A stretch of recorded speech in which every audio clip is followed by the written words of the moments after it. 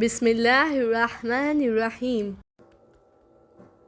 اسے نکال کر میں بی بی کی طرف مڑا۔ بی بی ضعیف سی حیرت بھری آنکھوں سے مجھے دیکھ رہی تھی۔ انہیں دیکھتے ہی شرمندگی نے میرے وجود کو گھیر لیا۔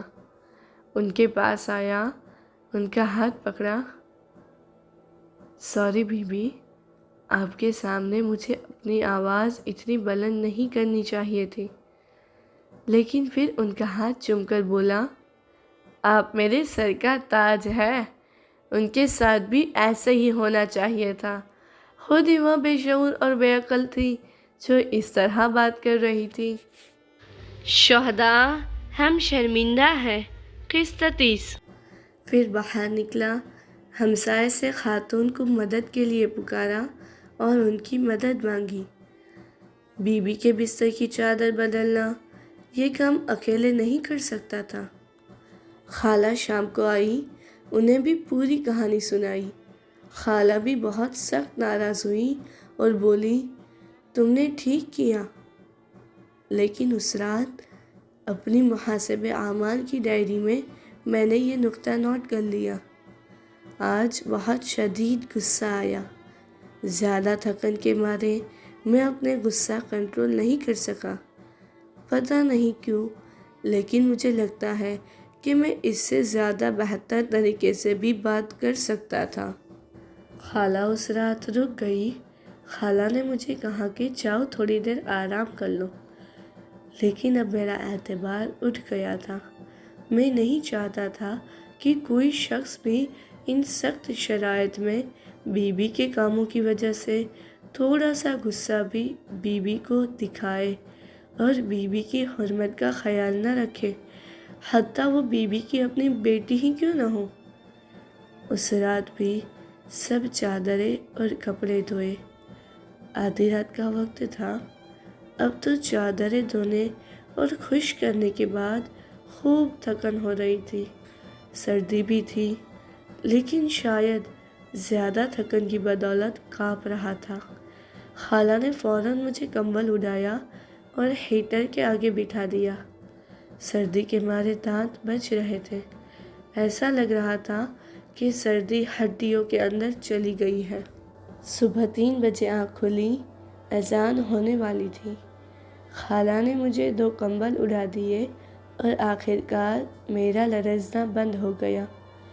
خالہ نے اب اپنے ہی اسپتال میں ایک خاتون سے بات کی۔ وہ خاتون بہت ہی باشخصیت لگتی تھی، بہت رحم دل اور مہربان تھی۔ جو ہی بی بی ہلتی، فوراً ان کے پاس آ جاتی کہ انہیں کیا کام ہے، بلکہ اتنی اچھی تھی، گھر کے باقی کام بھی کر دیتی، وہ کام جو ان کو کرنے کے لیے ہم نے نہیں کہا تھا۔ ان کے آنے سے ایسے لگا کہ میرے کندھے سے کافی ذمہ داری کم ہو گئی، لیکن یہ خوشی زیادہ عرصے قائم نہ رہی۔ خالہ نے اسپتال میں ایک ڈاکٹر صاحب سے درخواست کی تھی اور وہ بی بی کو دیکھنے کے لیے گھر آئے۔ مجھے ان کی باتوں کی سمجھ نہ آئی۔ وہ اپنی باتوں میں میڈیکل لغات کا استعمال زیادہ کر رہے تھے، لیکن خالہ کے چہرے کو دیکھ کر اندازہ ہو گیا کہ زیادہ وقت نہیں رہا۔ اتنے مہینوں کے بعد اب تو بی بی کے پاس رہنے کی عادت ہو گئی تھی۔ خالہ نے سب کو فون کر دیا۔ سب رشتہ دار دوسرے شہروں سے کچھ دنوں کے لیے بی بی کو دیکھنے آئے۔ سب کا دل کرتا کہ اور رکے، پر سب مجبوریوں میں پھنسے ہوئے تھے۔ سب سے زیادہ ماموں محمد ہمارے پاس ٹھہرے، جاتے وقت بی بی کے پاس آئے اور بی بی کے پاؤں کو چوما۔ بی بی کے بدن کی حس بہت کم ہو گئی تھی، انہیں محسوس نہ ہوا۔ ماموں روتے ہوئے جا رہے تھے۔ میں دروازے پر خدا حافظی کرنے کے لیے گیا۔ ایک دم مڑے اور میرے کندھے پر ہاتھ رکھا اور بولے، مہران، تم نے بہت مردانگی دکھائی ہے، بہت زیادہ۔ واپس آیا تو بی بی آہستہ سے کانپتی آواز میں بولی، مہران بیٹا ادھر آؤ۔ جلدی سے ان کے پاس گیا اور بولا، جی بی بی، کیا ہوا؟ دوسرے کمرے میں جو بڑی الماری ہے اس میں ایک صندوقچہ پڑا ہے، بہت پرانا۔ اس کے اندر ایک تھیلا ہے، وہ لے آؤ۔ بی بی نے کہا۔ میں وہاں گیا۔ صندوقچہ دیکھ کر عجیب سا احساس ہوتا تھا، بہت ہی پرانا تھا۔ اس کا ڈھکن کھولا، گرد پورے کمرے میں پھیل گئی۔ اس میں سے تھیلا نکالا اور بی بی کے پاس لایا۔ یہ تھیلا تمہارے نانا کا ہے۔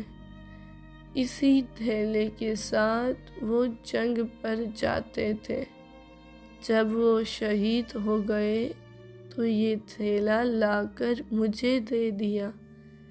میں نے بھی آج تک کسی کو اسے ہاتھ نہیں لگانے دیا اور یہ ایسے ہی پڑا رہا۔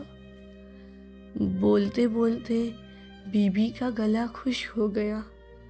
انہوں نے تھوک نکلی اور پھر بولی، میں بہت عرصے پہلے وصیت لکھ چکی ہوں۔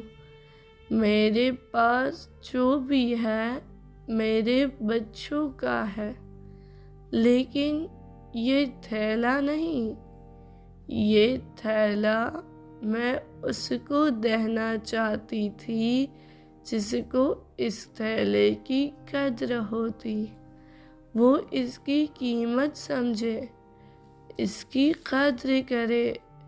اسی لیے یہ تھیلا ورثے میں تمہیں دیتی ہوں، خصوصاً جو اس کے اندر ڈائری ہے وہ بھی۔